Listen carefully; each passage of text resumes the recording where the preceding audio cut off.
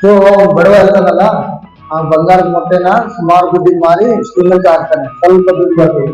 ಮತ್ತೆ ನಾಳೆ ದಿನ ಇನ್ನೊಂದು ಮೊಟ್ಟೆ ಇಡುತ್ತೆ, ಇನ್ನೂ ಬಂಗಾರದ ಮೊಟ್ಟೆ ಇಡುತ್ತೆ, ಇನ್ನೊಂದು ಬಂಗಾರದ ಮೊಟ್ಟೆ ಇಡ್ತದೆ. ಮತ್ತೆ ಅವ್ನು ಖುಷಿ ಆಗುತ್ತೆ, ಮತ್ತೆ ದುಡ್ಡು ಬರುತ್ತೆ.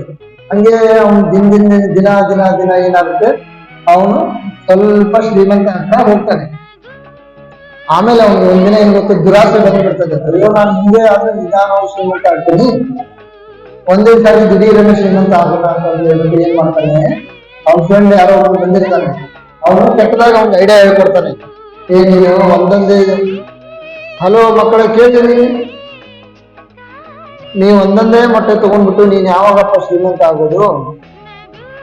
ಆ ಕೋಳಿ ಒಳಗಡೆ ಸುಮಾರು 100 ಮೊಟ್ಟೆ ಇರ್ತದೆ, ಆ ಕೋಳಿನ ಕೊಯ್ದು ನೀನು ಒಂದೇ ಸಾರಿ ಶ್ರೀಮಂತ ಆಗ್ತೀಯಾ ಅಂತ ಹೇಳ್ತಾರೆ. ಓಕೆ, ಆವಾಗ ಅವನು ಹಿಂದೆ ಮುಂದೆ ಯೋಚನೆ, ಹೌದಲ್ಲ ಕೋಳಿನ ಕಟ್ ಮಾಡಿದ್ರೆ ನಾನು ಒಂದೇ ದಿನ ಶ್ರೀಮಂತ ಆಗ್ತೀರಾ ಅಂತ ಆಸೆ ಹೋಗ್ಬಿಟ್ಟು ಒಂದಿನ ರಾತ್ರಿ ಕೋಳಿ ಮಾಡ್ಕೊಳ್ಳೋದು, ಆ ಕೋಳಿನ ಕಟ್ ಮಾಡಿ ನೋಡ್ಬಿಡ್ತಾನೆ. ಆ ಕೋಳಿ ಒಳಗಡೆ ಮೊಟ್ಟೆನೇ ಇರೋದಿಲ್ಲ, ಚಿಕ್ಕದ ಒಂದು 4 ಮೊಟ್ಟೆ ಇರ್ತದೆ. ಅದು ಅವನಿಗೆ ಅದರಿಂದ ಬೇಜಾರಾಗ್ಬಿಡ್ತದೆ. ಸೊ ನಾವು ದುರಾಸೆ ಪಡಕ್ ಹೋಗ್ಬಾರ್ದು, ನಮ್ಗೆ ಏನಿರ್ತದೆ ಅಷ್ಟರಲ್ಲಿ ನಿಧಾನವಾಗಿ ಇದು ಮಾಡ್ಬೇಕು. ಅವನು ಅತಿ ಆಸೆ ಪಟ್ಬಿಟ್ಟು ಕೋಳಿನ ಇದು ಮಾಡ್ಬಿಡ್ತಾನೆ, ಕೋಳಿ ಸತ್ತಿರುತ್ತೆ, ಅವಾಗ ಮೊಟ್ಟೆ ಸಿಗೋದು.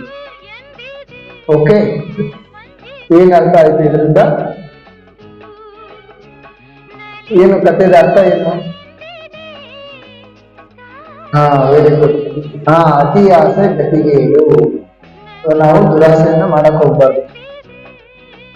ಬರ್ಕೊಂಡ್ರ ಅದು ಶ್ಲೋಕನ? ಓಂ ಶಾಂತಿ.